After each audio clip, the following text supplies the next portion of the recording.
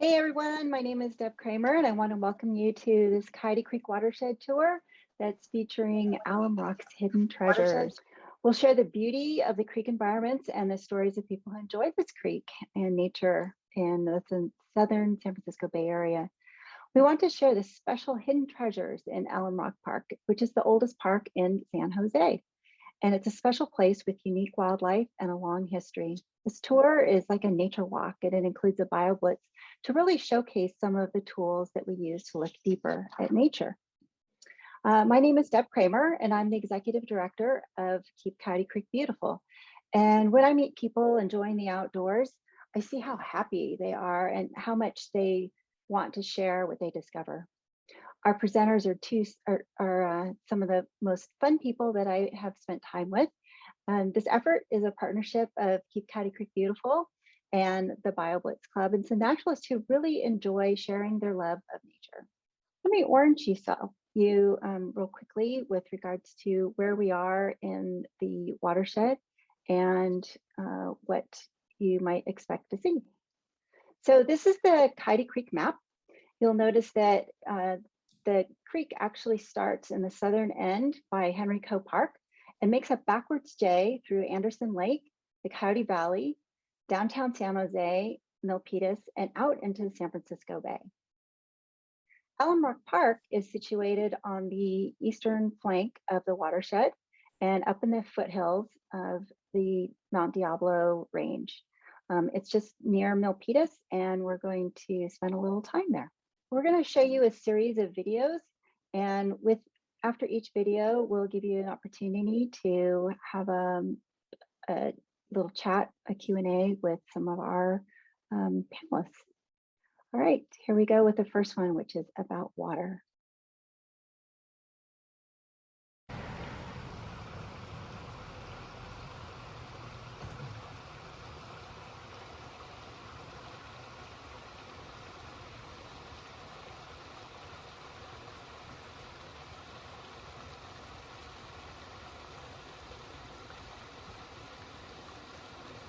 So Alum Rock used to be a park which has a really rich history. It is like one of the first parks in San Jose, at least that I'm aware of. And this place had different times in its history, had like indoor zoo, an indoor swimming pool. People used to come here to drink like mineral spring water and take baths in mineral springs. The one of the things this park was super popular was because there used to be narrow gauge rail that would connect downtown to this park, and people used to visit this a lot during the weekends. Swimming pool also, like almost like a slide, which is like 1 story high or like 2 story highs. No, maybe 1 story, 2 story, maybe 2 high. Yeah, it was pretty big. So I believe the swimming pool was on that side that they demolished. And there might be some remnants on that side, but yeah, this park has a really rich history. But mostly it's very sweet.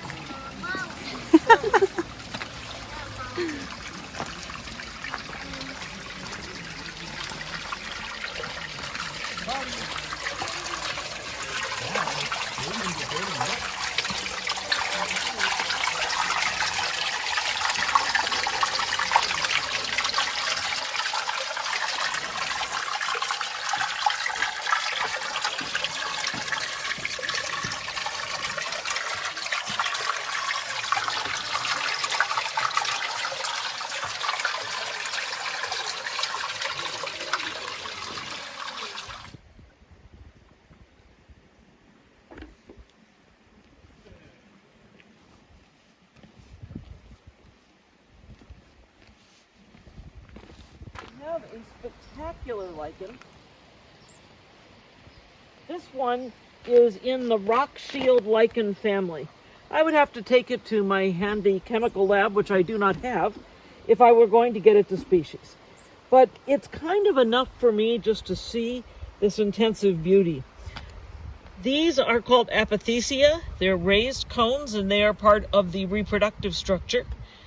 And this one is what's called a foliose lichen because it has two sides like a piece of foliage. It has an upper and a lower side.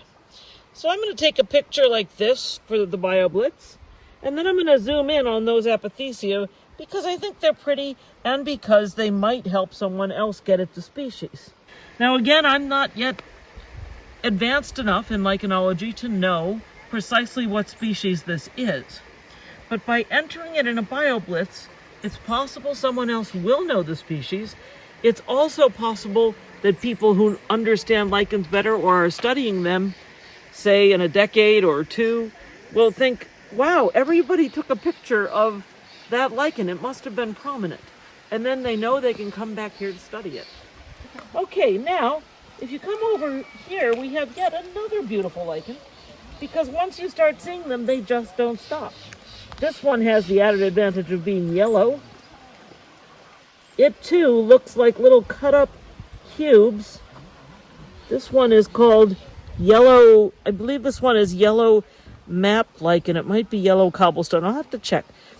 But you'll see that it expands. Sometimes it's very dense, other times it's more diffuse.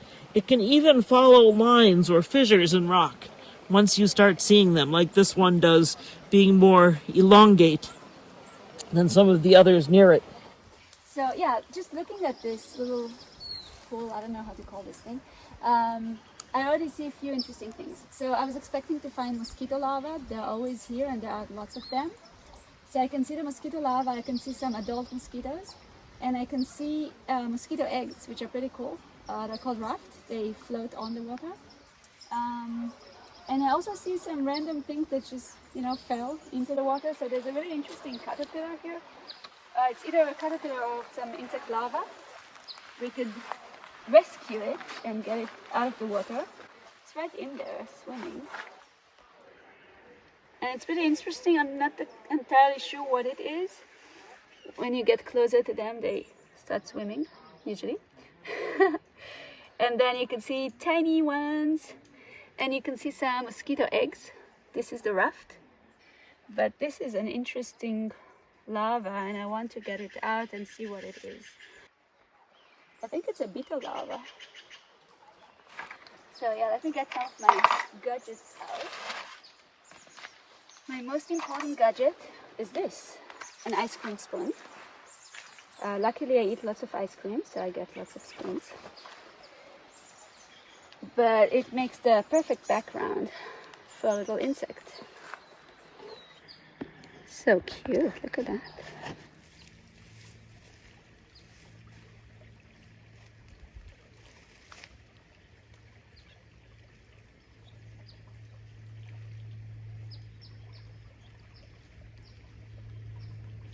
Okay, so I'm going to try for the first time my new gadget that I got by mail last week from my good friend Kramer, who sent me her mom's stockings, which she made into an awesome plankton net.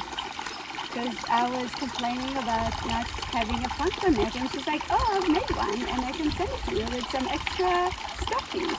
So I got an envelope with Claire's mom's stockings, which I now own, and we're going to try it for the first time.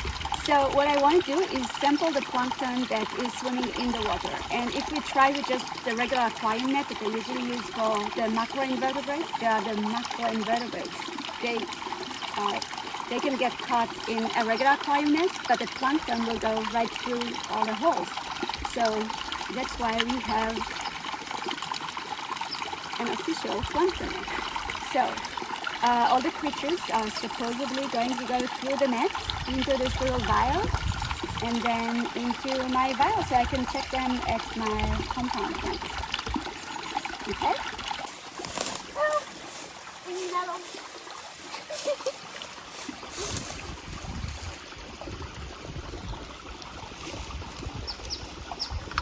Ooh, nice. We got all the nice flow of the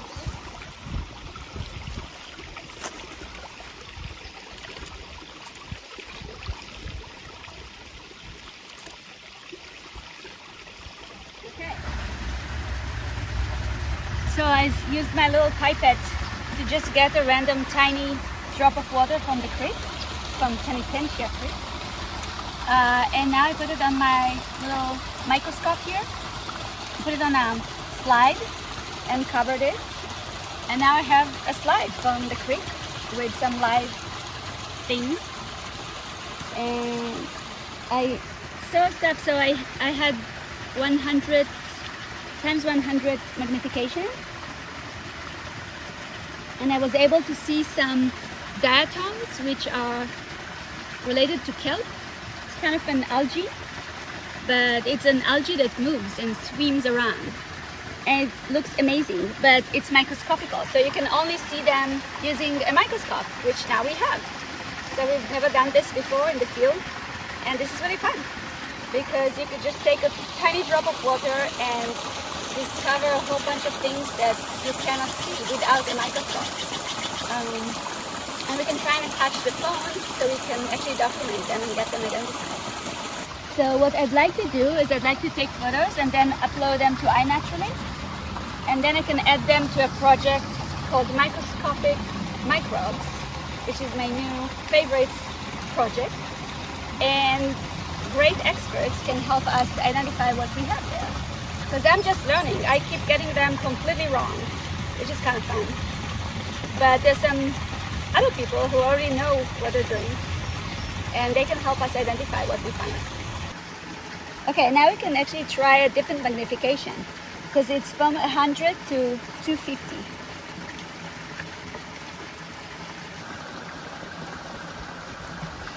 So you can see a few different diatoms in the photo on the slide.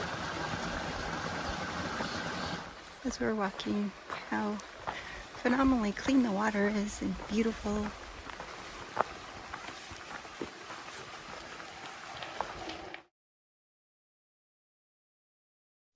So welcome back, everyone. I hope that you enjoyed that little video. Does anybody have some questions that they would like to ask? You can put them in chat. I noticed that there were a few. Maybe Coulter or Merav, you can share.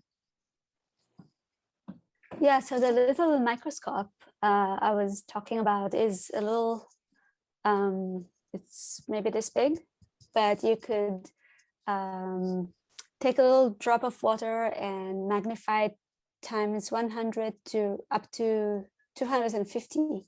So you could see the diatoms I was looking at, which are tiny algae related to kelp. But you could also see all sorts of many other creatures. And it's fascinating. So at home, I have a regular compound microscope, and it's my new hobby to take little drops of water from places and looking at the microbes that live in there.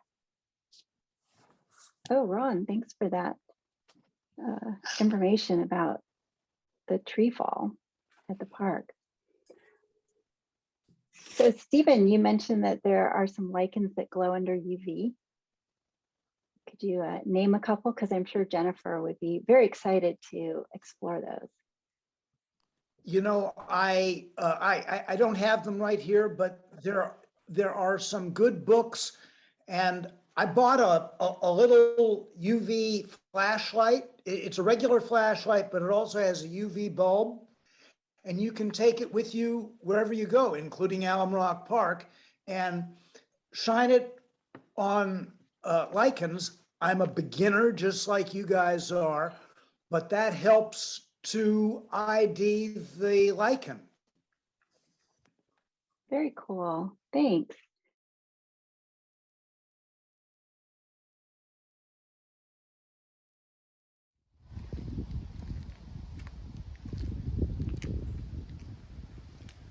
Tell you, these naturalists always picking up logs, looking, see what they can find. Evidence of life from a long time ago. These are fossil remains. You can see a little bit of an embedded shell there. These are fossils. But over here we have life as it exists now. That's a lichen. That's another lichen. So this rock has been used by living creatures for literally tens of thousands of years. And all of that can be entered into iNaturalist during a BioBlitz or at any time. You can include fossils. You can include remains of an animal as well as any living animal. The Stellar's jays, of course, just got onto that tape. We also have here one of our most popular plants. It's in the Spring Beauty family, and its colloquial name is miner's lettuce, as in people who work in mines. And it is actually edible. And often when the miners would be out in the foothills of the Sierras, they would eat that as a snack. Not recommended because you don't know if dogs have been using this trail or anything. But if you are in a pinch, miner's lettuce is available to you. All right, let's talk about stinging nettle. Okay, so I'm standing here in the middle of Penitentiary Creek that will continue, if it could, all the way down to Coyote Creek. So this is our excuse to be here, because usually we visit Coyote Creek. But we also really love Penitentiary Creek because it's so beautiful and a bit less disturbed than most places that we visit on Coyote Creek. So we find a little bit different things here than what we'd find in Coyote Creek. But one thing that we might find on Eagle Creek is stinging nettle. So stinging nettle is a pretty common native plant that we'll often find by water. And it's important for us, first because, I mean, it's another plant you should be able to recognize because it's really painful if you touch it. So don't touch any part of the plant. But the other interesting thing about it is it's the host plant for a beautiful butterfly that you probably saw before. It's called the red admiral. It's black and red and pretty and quite common, I would say. So you're likely to see it. And the caterpillars feed on stinging nettle. So if you see leaves that are folded like this, like a little sleeping bag, the caterpillar might be hiding inside. But you need to be kind of brave to find it. So yes, these too are lichens. You can see some of the lobes here.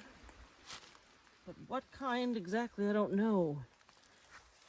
And again, I bring out the trusty iNaturalist. This is stone.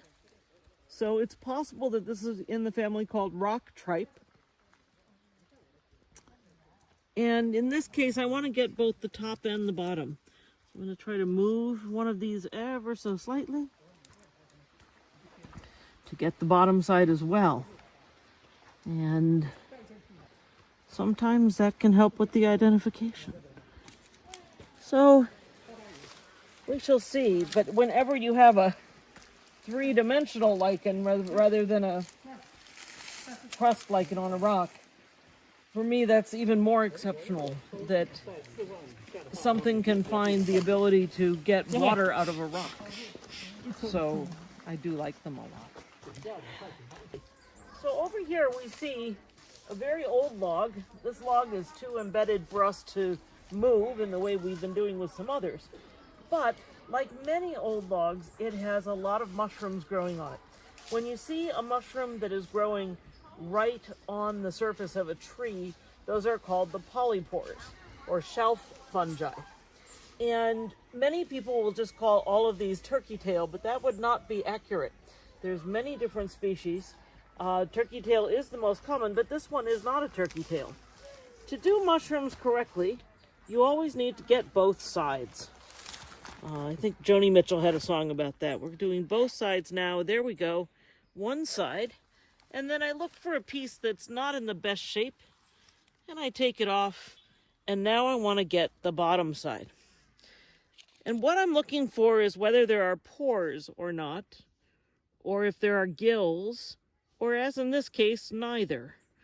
What these are doing is they are hastening the decomposition of this old log. That is their job. They are decomposers.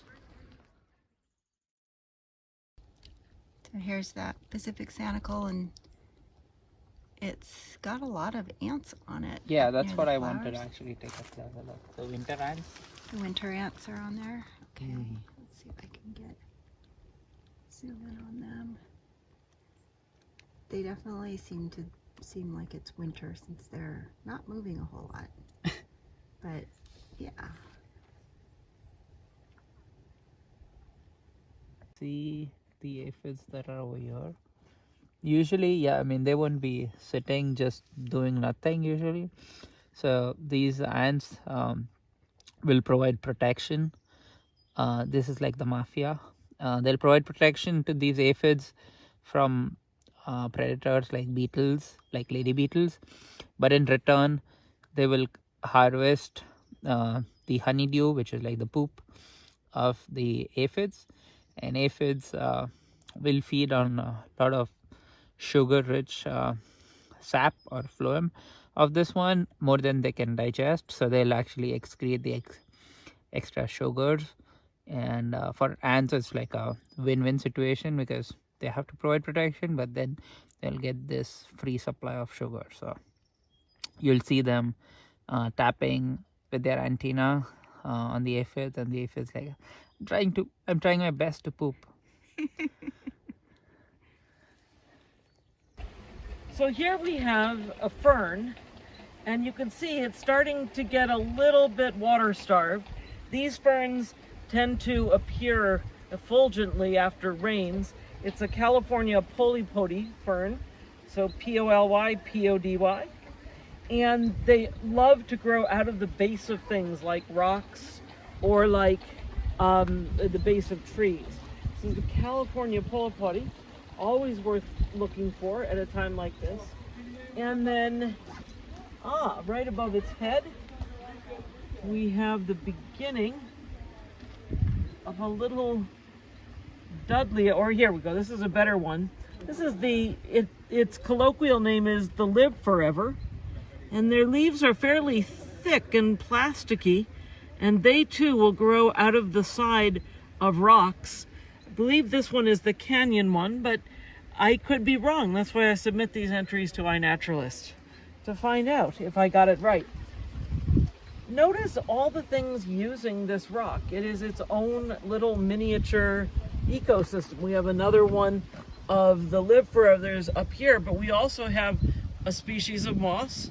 We have a different species of moss here. This one has more of a Brillo pad effect. And you've also got a lot of different lichens up here. We have, let's see, and then I already mentioned the ferns. We have some grasses. We have grasses.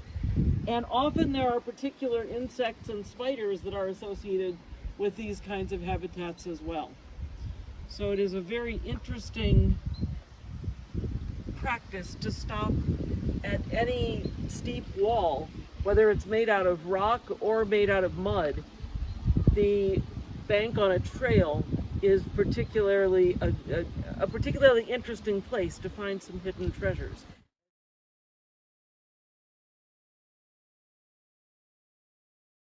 All right, so welcome back, everybody.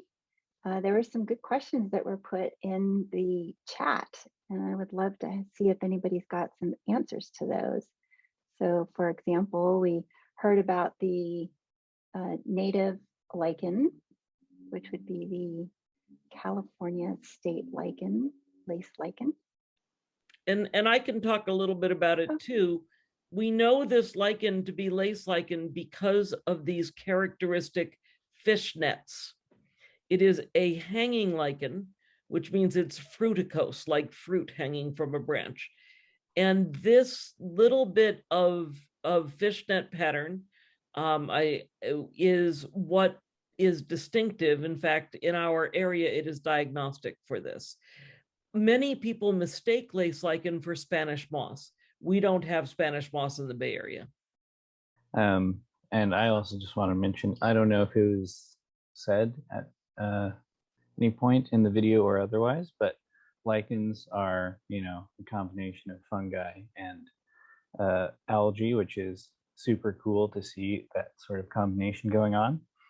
And yeah, there's all sorts of lichens, and as somebody mentioned earlier, they really appreciate lichens, and to know lichens is to love lichens. So I hope you really get into it because they're so cool. They're some of the raddest sort of living creatures out there, or not creatures, but you know. And then I saw somebody ask what sorts of rocks are in Alum Rock Park. It's a lot of marine deposits, like you saw the fossiliferous sandstone. So it was sand deposits from, you know, previous ocean or beach setting. And then there's lots of shales and cherts, which are more deep ocean deposits as well. And there is a lot of sulfur there. If you've ever been to Alum Rock Park, you've probably smelt the sulfur. So the ants are actually taking care of the aphids, not the plants. So it's the other way around.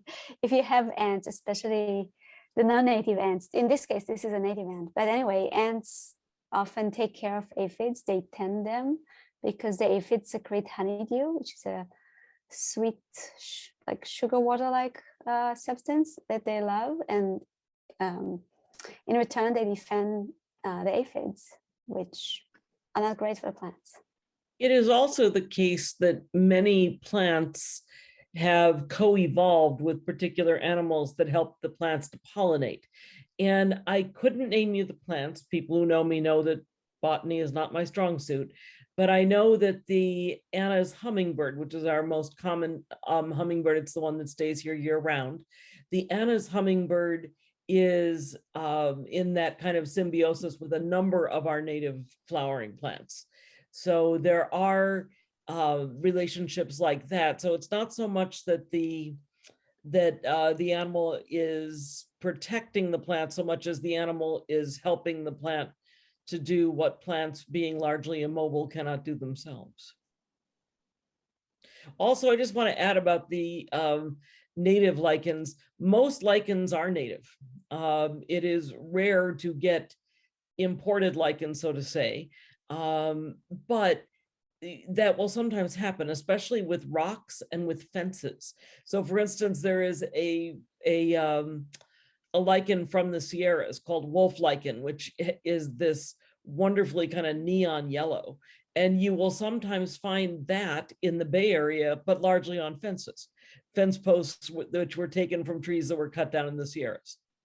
But it's only instances like that, rocks being transported from one place to another that have lichens on, that lead us to have introduced lichens. It is rare that lichens will travel, say, with plants from other areas that are being planted here. And when they do, they rarely survive. So lichens, unlike plants, rarely have introduced species. And yes, the lace lichen is our state lichen. We are the only state with the state lichen. And I will be attending the annual meeting of the organization that made that possible, the California Lichen Society. Canada now has a national lichen, but California remains the leader in the United States. See all these turkey vultures just riding the thermals.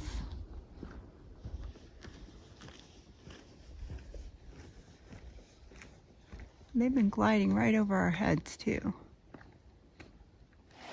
The California sagebrush, which is like really fragrant. But I don't really know what this. Wait, how do you know it's fragrant? You have smell-o-vision? We don't have smell-o-vision. I mean, if people ever see these kind of plants, they can always rub their fingers and then take a whiff.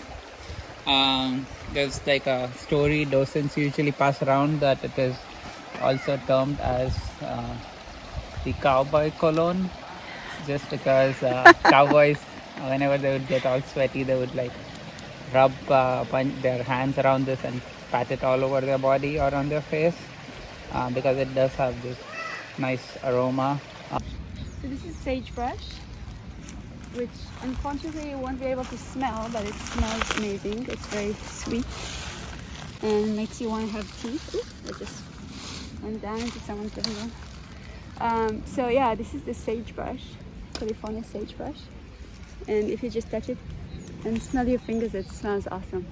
And you could see that this one is wearing a sweater. So it's covered with galls. These are little structures induced by an insect. And they're pretty awesome. We start seeing fresh ones now.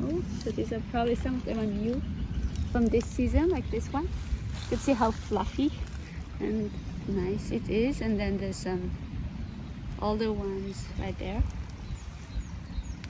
And we also have coyote brush here, which is our most common bush, I guess, in the Bay Area. And it also has galls. So this is the midge gall, the bud gall on coyote brush, which has midge inside. And these are induced by a midge as well. Another thing we can see here is, you see how most leaves grow like this, and like little short stems with these little leaves growing out of them. So the way to find galls on a plant that you've never seen before is to try and look for kind of weird growth. So if you look at this stem, well, obviously we have these woolly galls here. But if we look at this stem, you see that the growth is very different. So this is the normal growth. And then look at this one, it grows like a rosette. Okay? So there is a chamber, and you could feel that inside. There's a little chamber inside where there's a different species of midge growing. So the larva is developing inside. Okay, so there's one here, and then if it is a real gall, then you should find something similar on the same plant. This is a California bee plant, which is a great plant both for bees, but not just bees. It's a host plant for the variable checker spot butterfly. It's a beautiful, very common butterfly, and these are the caterpillars. They're kind of spiky with a little bit of orange dots on them, and you could see some caterpillars here on the plant and the plant next to it. Yeah, so you could see the caterpillars here with some silk and some frass, some caterpillar poop, and you could see where they ate the leaf right there, and then other leaves as well. And this is their molt, so this is an old caterpillar skin. Maybe it's this guy right there. Just like all insects and other arthropods, in order to grow, they eat, especially caterpillars. That's all they do. They just eat and eat and eat. And then once they get too big for their own skin, they molt, they take their skin off. And then since they have a complete metamorphosis, life cycle, they'll go through a pupa stage where they'll, in this case, they don't make a cocoon, but they'll just change into a pupa where they don't feed, then don't move. And after that, you'll have the adult emerging from the pupa to meet another variable checker spot butterfly, mate, and lay more eggs. We saw a little beetle that we'll have to try and identify it later. We took some photos and we'll upload that to iNaturalist and see if someone can help us identify it. We saw box elder bugs that are very common in this park and on these plants, but on other plants as well. And some spiders, there's some wolf spiders very active around here. And and some ants, which is, very exciting. Winter ants, or the small honey ant, which is foraging on the plant. Maybe they found some aphids or scale insects and are getting some honeydew, some sweet sugar water from them. A wonderful plant in the park is the California buckeye. This plant is one of the first shrubs or trees to leaf in the spring. These leaves are five-pointed. The flowering stage is awesome, since the long flower stalks produce a lovely sweet smell, but not too fragrant. Finally, after the flowers mature and drop, a fruit forms inside a husk. When it drops to the ground, a beautiful brown, shiny chestnut remains. Leaves that are green. So many different kinds. Okay, so we have Bermuda buttercup, which is a weed. And we have this beautiful thick leaf, which is miner's lettuce. I think it looks kind of weird, but I think it's going to be miner's lettuce. It will look more roundish like usually it is. And then we have the Velcro plant, bedstraw, which is the Velcro plant. I wanted to do it to you, but then I think people won't be able to see it. But I'll do it anyway. There you go. So yeah, but mostly what you see is the Bermuda buttercup that has these nice leaves here, but you could see how it completely takes over the area.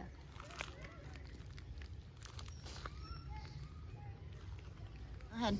So here we have a plant that is native to this area or California. It's called the toyon or the Christmas berry tree, and usually you'll see red berries during like winter months, and that's why they say the berries come just in time for Christmas, and those berries are used by winter birds. Since that's like one of the source of food, they can't find a lot of insects at that time, so they do provide a lot of food for the wildlife. And yeah, we don't see the berries right now because we'll have to wait till Christmas for those. And this is a common tree we'll see across our trails, and the leaves are pretty distinct. You can see these have they are long leaves, and you can see a serrated pattern on the sides. And yeah, that's how you can tell this is a toyon tree. All right, so here's one of my favorite fun plants. It has an unusual name called the sticky monkey flower. It's got some beautiful orange flowers that just pop against the dark green foliage that it has. And sometimes during the year you can feel them, and the leaves feel really sticky. Yep, there they are. They're kind of sticky right there. So this is a plant that loves to be in the sun and get a lot of hillside sun, but also enjoys just kind of drier soil types that I've noticed. And this one actually, if you come in close here, you can see that there's a caterpillar on it right here.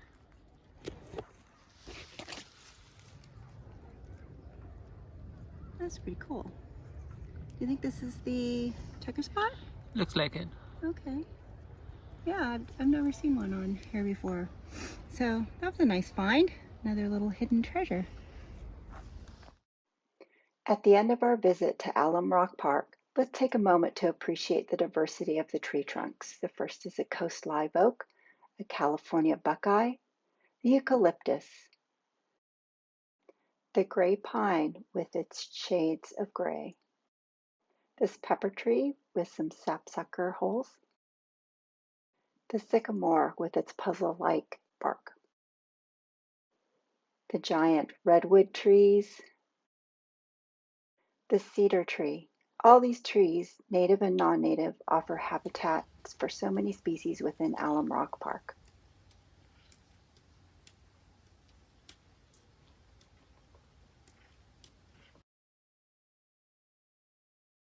One of the things that we had was an amazingly spectacular day for that event when we went out. And I just was really happy at the end when we were able to get the sunlight and have the wonderful view of the trees. So it was cool.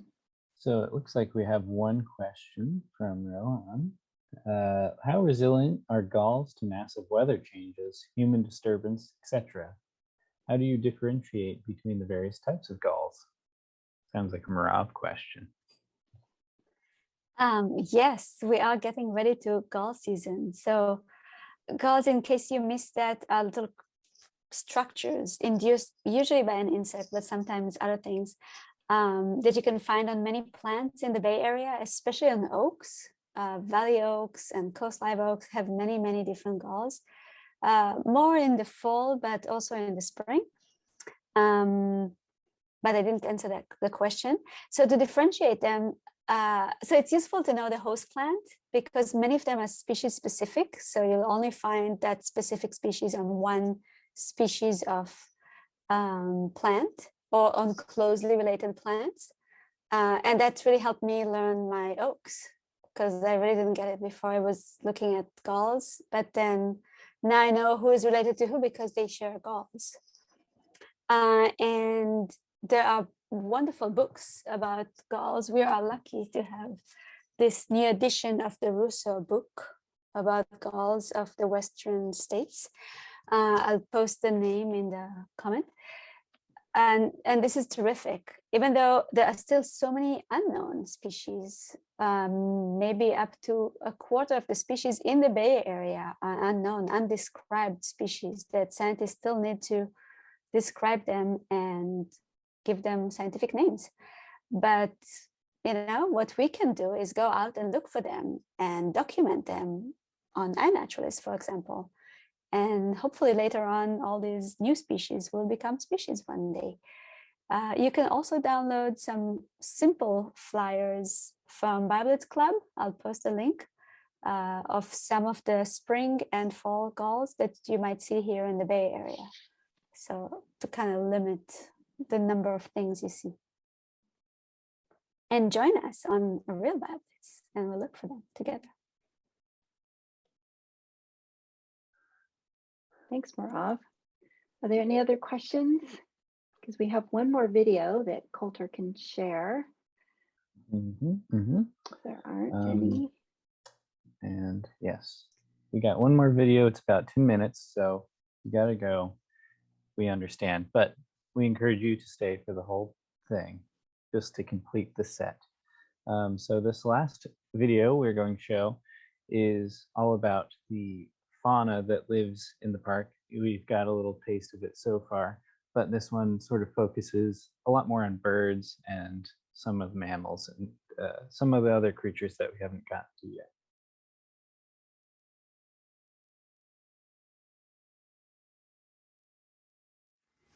All right, so we're gonna flip this rock and see if we see anything beneath it. All right, so we do see shiny thing, which a lot of people will call lizard, under the rock. So if you look at it, there's a really distinct shape that this critter has. So at first people might confuse it for a snake or a worm, or a lot of times I get people confusing it with lizard. So even though they look like lizards, these are salamanders, which are amphibians. They do not have the scaly texture of a reptile, and unlike reptiles that actually can walk around in sun, these have to be in environments that are moist enough for it, because it helps in actually with absorbing the oxygen from the air. These ones will be more active, or you can easily find them when the rains are out or the temperatures are much cooler. As it gets summer and it gets warmer, they go very deep inside, and then they'll just like stay dormant till cooler temperatures come again, and they'll come out. So this I don't remember if I mentioned the name, but drum roll please, this is a slender salamander. You can tell just because of its shape, it's pretty slender, and it's a salamander, so slender salamander. Also you can see it has really tiny legs on its side, and right now the temperature over here is pretty cool, so that's why it's not moving around a lot. If it warms up based on the heat of my hand, it will start to move around. But they're pretty cool creatures. They'll eat the arthropods that are living around this area and stuff like that, so pretty cool stuff. So, and I'll put it back. Whoops. All right,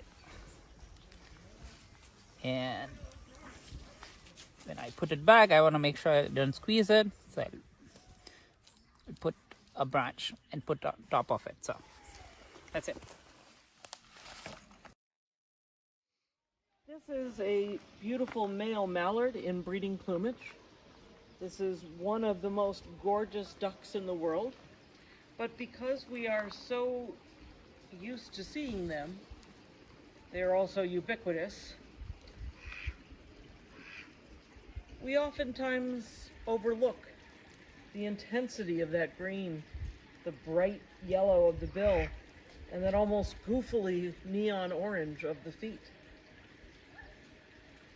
These ducks do so well because they are omnivores, and they have proven themselves capable of adapting to the conditions created by our species now in the Anthropocene era. So the mallard is actually found now on all continents. It is the parent species of the kind of duck that's used in food production, the domestic duck. But this is a beautiful wild one, enjoying Penitentia Creek, at the moment all to himself.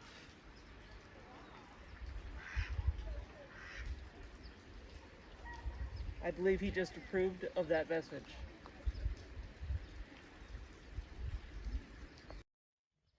Hi, I have nothing for you. Nothing for you. Seriously, I have nothing for you. Even though you're really, really beautiful. There he goes. This is the brown creeper. It's the only member of its immediate family here in the Bay Area.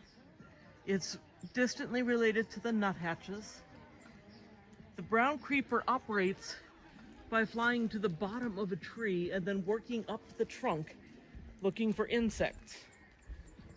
It is not every day that you get a good view of one, but here's one sharing itself with us very low. I refer to the brown creeper as the first gift that bird watchers receive when they start to take their hobby seriously.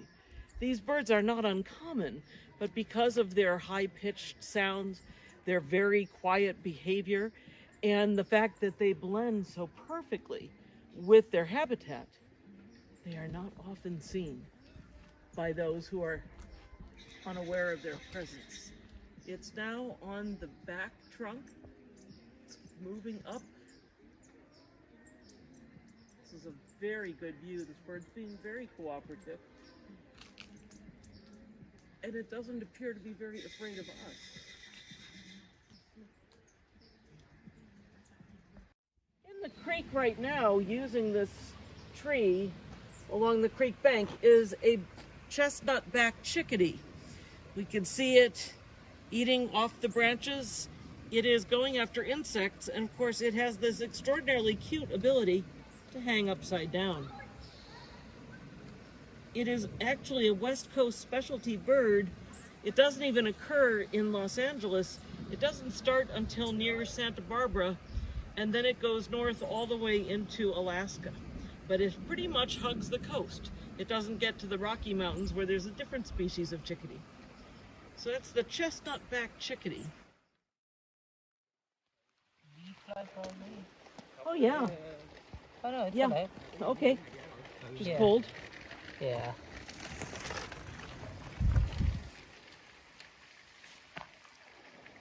Is it? Yeah, it looks like the bee fly. Yeah, it does. So bee flies and hoverflies are flies that mimic bees so that they're not harassed by predators as much. However, you can tell from the size of their eyes and the shape of their wings that they're not really bees. Apparently the predators don't know that yet. So this is, I believe this is the one that's even called something like the great bee fly or common bee fly. But it really is a beautiful insect. And they will tend to settle for long periods of time on the ground near whatever they are pursuing. This one was either injured or is very cold, but the warmth of Karan's hand is starting to act on it in a positive way.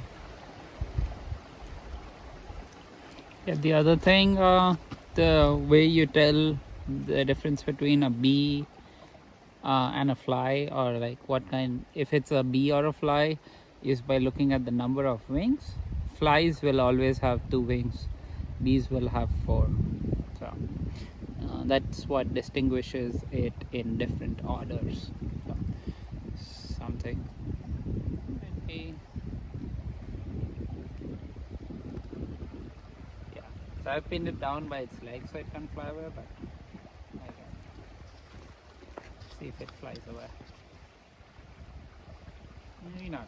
I think it's too comfortable. It likes how warm your hand is. Yeah. Yeah. Like, oh, this is good. And of course, Karan has nothing to fear because these don't sting in any way. Again, another way that they are differentiated from bees.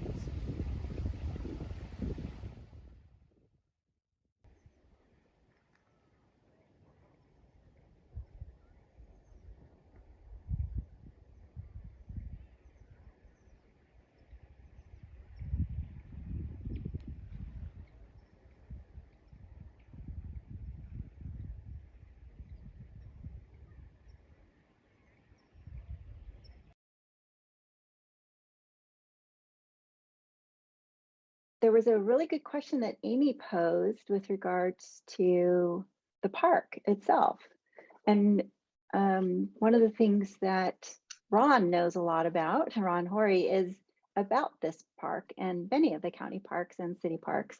So Ron, would you like to answer the micro views of the park? And is there a 1 to 3 mile trail or loop that you'd recommend for first time visitors with kids? So Ron says out and back on the creek trail to the creek junction.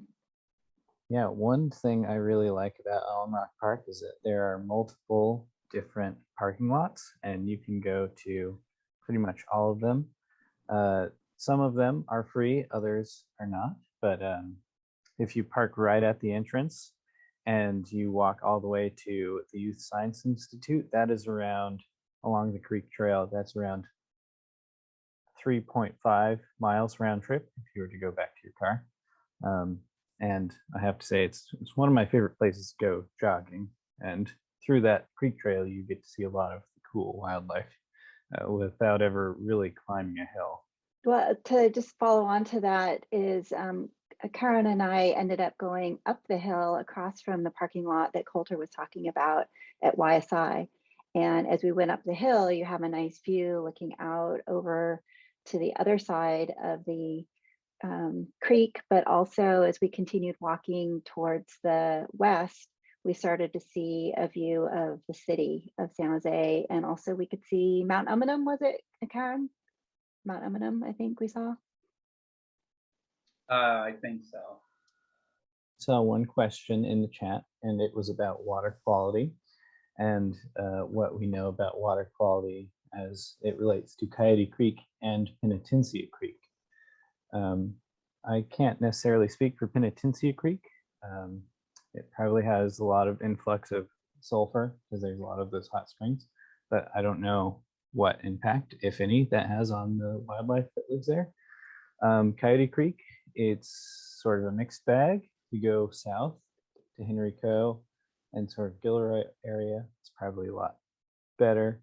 But as you go through San Jose and some of the more urban areas, there does tend to be a lot of trash there, which certainly impacts the water quality, which is, another thing we do is we do creek cleanups to help, improve that quality. So if you want to get involved with that, we're always here. Anyone else have anything or thoughts, feelings about the water quality? So often when we do our BioBlitz events, we collect water from the creek, whichever creek that is, the Coyote Creek or Penitencia Creek, and we look at the macroinvertebrates, so the larger little things that live in the creek, different insects and crustaceans and other arthropods. And by the community structure, by looking at what kind of species we find in the creek, we can tell how clean the water is, because some of these creatures are very sensitive to pollution. So we'll probably won't find them in downtown San Jose where the water is not really clean. But we might find them in other places along Coyote Creek. And we can see that when we go to Coyote Creek in Coyote Valley, for example, we'll find a higher diversity of different creatures and ones that are more sensitive to pollution. So if there were pollution there, we wouldn't find them. But if we go a bit farther away, either to Penitencia Creek, or even if we go farther into Henrico, where Coyote Creek comes from, then there the water is really clean. And we might see other creatures that we usually don't see in Coyote Creek, like stoneflies, which are different insects that develop in water. Their larva lives in water, and specific beetles and other things that we won't find in Coyote Creek in San Jose. And that's where the spoons and the mochi trays come to use. Thank you, everyone, for joining us for this watershed tour. It's a really amazing place, and I hope that you'll join us. We'll actually be out at the park on May 1st for the City Nature Challenge, which is how many years now, Merav? Is this the 6th year, I think? Something like that, I think. Yeah, Maybe, and it'll be, yeah, I think it is the 6th year.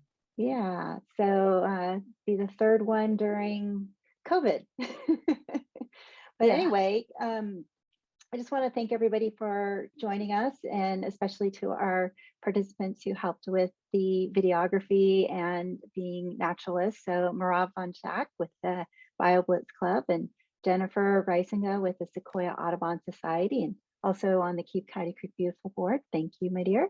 And Karan Gathani, and he is one of our Keep Coyote Creek Beautiful amazing ambassadors, comes to literally every event. And Coulter, of course. Coulter is an incredible interpretive specialist and really great at putting videos together.